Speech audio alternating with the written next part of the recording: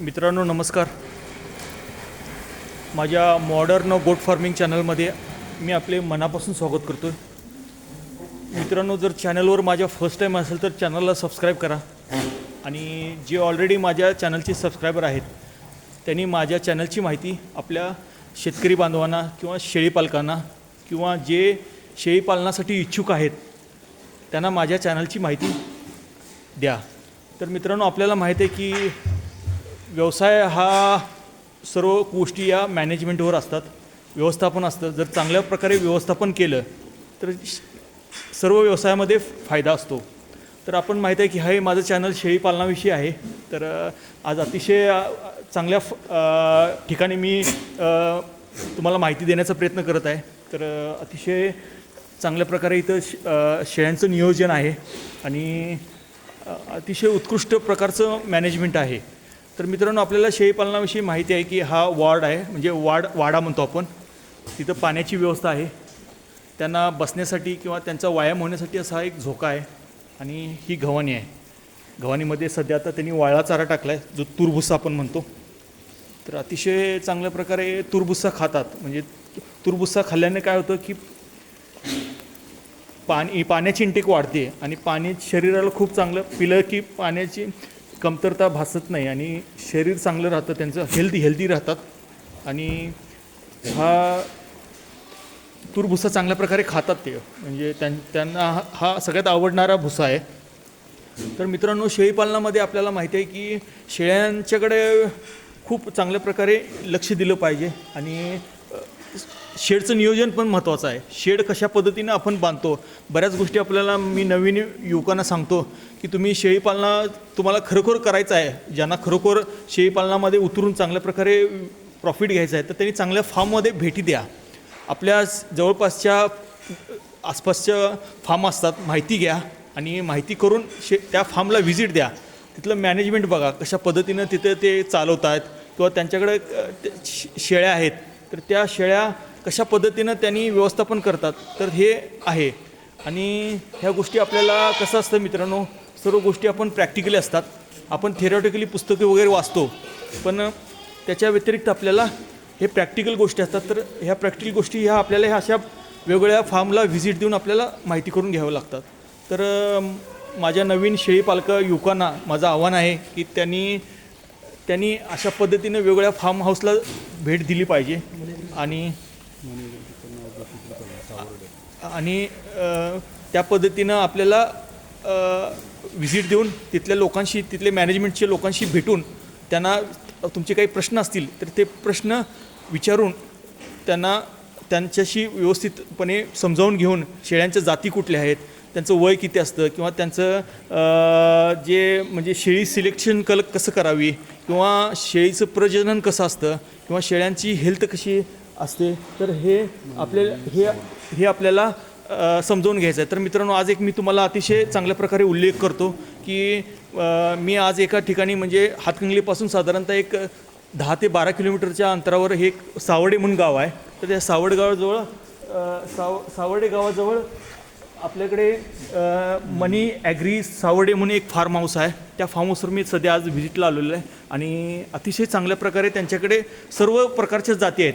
म्हणजे आपण म्हणतो उस्मानाबादी आहेत, शिरोई आहेत, त्याच्यानंतर सोजत आहे, त्याच्यानंतर क्रॉसबीड आहेत. सर्व जाती इथं उपलब्ध आहेत. आणि मित्रांनो, तुम्ही फार्मवर पाहता अतिशय चांगल्या प्रकारचं नियोजन आहे. म्हणजे मध्ये त्यांनी आपल्याला फिडिंगसाठी अशी ट्रॉली केली, म्हणजे ट्रॅक केला आहे आणि त्याच्यावर एक ट्रॉली ठेवली आणि व्यवस्थित फिडिंग केलेलं आहे. हे त्यांची गव्हाणी आहे. बघा, गव्हाणी बरोबर त्यांना खायला येतात. मित्रांनो बघा, बऱ्याच वेळा गव्हाणीचा प्रॉब्लेम असतो, गव्हाणी बऱ्याच ठिकाणी चांगल्या नसतात. आता हे बघा, गव्हाणी बरोबर अगदी त्यांच्या म्हणजे खाण्याच्या त्यांच्या माऊथ बघा, म्हणजे व्यवस्थित अगदी चांगल्या प्रकारे त्यांनी खात आहेत. म्हणजे त्यांचे खाण्यानंसुद्धा गव्हाणीसुद्धा खूप महत्त्वाचं आहे. गव्हाणीचं स्ट्रक्चर खूप महत्त्वाचं आहे. बऱ्याच ठिकाणी गव्हाणी चुकीचे बांधतात. मी बऱ्याच फार्मला देतो तर गव्हाणी व्यवस्थित नसतात. तर अशा पद्धतीनं हा फार्म हाऊस आहे. तर तुम्हाला एक मी वाडा म्हणजे आपण कंपार्टमेंट म्हणतो तर ते तुम्हाला दाखवतो. हा आता लेफ्ट साईड आहे. आता तुम्ही ह्या शेळ्या बघा, साधारणतः शेळ्या ह्या मी आता माझ्या अंदाजप्रमाणे ह्या शेळ्यांचे वय आता साधारणतः 6 ते 7 महिने असतील, त्या साईजच्या आहेत आणि उत्कृष्ट जातीच्या शेळ्या आहेत. काही क्रॉस आहेत, कलर बघा, काही काळे आहेत, शिरोई आहेत म्हणजे आपण जातीप्रमाणे करत राहतो.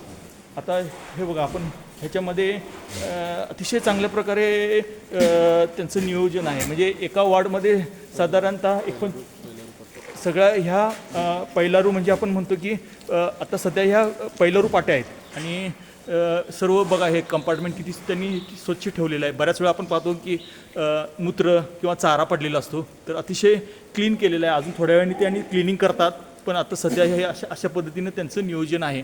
साधारणतः एक हा कंपार्टमेंट मी माझ्या अंदाजप्रमाणे साधारणतः एक 80 बाय 40चं असं मोठं कंपार्टमेंट आहे. मध्ये सेंटरला पाण्याची व्यवस्था आहे आणि साधारणतः ह्या कंपार्टमेंटमध्ये साधारणतः एक 40-50 शेळ्या आहेत अंदाजे.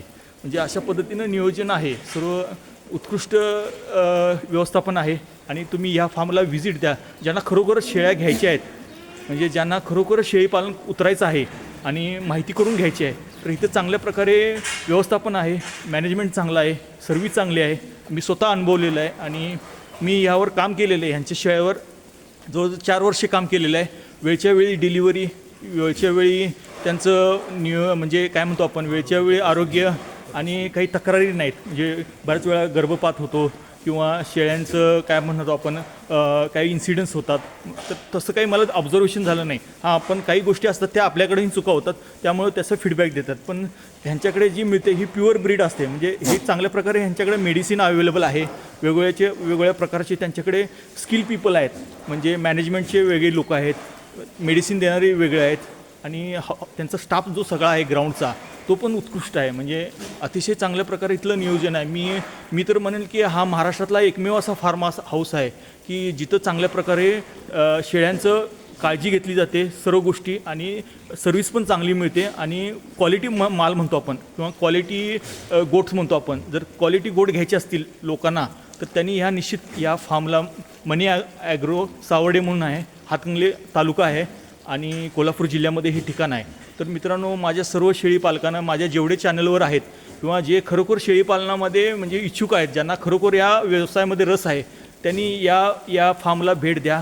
आणि तुम्हाला आता तुम्हाला महत्त्वाचं या शेळीपालनामध्ये मित्रांनो आई आणि वडील असतात. म्हणजे शेळी, बोकड आणि शेळी हा प्रकार असतो, तर आपल्याला त्यांचे गुणधर्म खूप महत्त्वाचे असतात. तर आपल्याला हा गुणधर्म घेण्यासाठी शेळ्या तर महत्त्वाच्या आहेत, 50% शेळ्यांचे गुण येतातच. त्याबरोबर तुम्हाला एक बोकड दाखवतो, तर तो त्यांनी फिडिंगसाठी वापरतात. तर आपण एक त्या म्हणजे त्या कंपार्टमेंटमध्ये जाऊ आणि त्या बोकडाविषयी आपण माहिती घेऊ आणि कशा पद्धतीनं त्याचं शरीर रचना आहे किंवा त्यांचं फिडिंग सायकल कसं आहे, तर ह्या गोष्टीबद्दल आपण पाहूया. तर मित्रांनो, हा त्यांचा म्हणजे कंपार्टमेंट बघा, सेम स्ट्रक्चर आहे. एक असे 4-5 कंपार्टमेंट ह्या साईडला लेफ्ट साईडला आहेत, राईट साईडला 4-5 कंपार्टमेंट आहे, वर RCC स्ट्रक्चर आहे आणि हे अशा पद्धतीनं शेड स्ट्रक्चर आहे. तर मित्रांनो, हा बघा, त्याची हाईट बघा, हा फिडिंगचा बोकड आहे. म्हणजे आपण म्हणतो ना की वंशावळ आहे, वंशावळ जपायची असेल तर म्हणजे आपण सिलेक्शन करणं महत्त्वाचं असते बोकड. तर हा बघा, त्याची हाईट बघा आणि आता सध्या तो त्या पद्धतीने तो किती ॲक्टिव्ह आहे बघा. म्हणजे ज्या गोष्टी आपल्याला फिडिंगला पाहिजेत तर त्याच्या पद्धतीने तो सर्व गोष्टी त्या करत आहे. आणि हा म्हणजे अतिशय म्हणजे प्रजनन आपल्याला चांगल्या प्रकारे घडावायचं असेल, म्हणजे जे लहान किड्स असतात तर त्यांची चांगल्या प्रकारे उत्पत्ती घ्यायची असेल तर आपल्याला शेळीची शरीर आणि बोकडाचं शरीर हे खूप महत्त्वाचं असतं आणि हा बोकडच महत्त्वाचा असतो. म्हणजे हा आपला की फॅक्टर आहे शेळीपालनामधला, हा सगळ्यात महत्त्वाचा फॅक्टर आहे. हा जर व्यवस्थित जर तुम्ही सिलेक्शन केला तर येणारी वंशावळ ही आपल्या सर्व ह्याच्यावर अवलंबून असते. म्हणजे येणारी वंशावळ ही चांगल्या प्रकारेच निर्माण होते. तर शेळीपालकांना माझं विनंती आहे की तुम्ही अशा पद्धतीचे बोकड तयार करा आणि अशा पद्धतीनं हे करा. तर ह्या सर्व गोष्टी आहेत. तर हा एक मित्रांनो छोटीशी माहिती आहे. त्याच्यानंतर मी तुम्हाला दुसरा एक पार्ट घेऊन येतो आहे, त्यात तुम्हाला सर्व गोष्टी आपल्याला माहिती मिळून जाईल. मित्रांनो, व्हिडिओला लाईक करा, शेअर करा आणि सबस्क्राईब करा. मित्रांनो, व्हिडिओ पाहिल्याबद्दल धन्यवाद.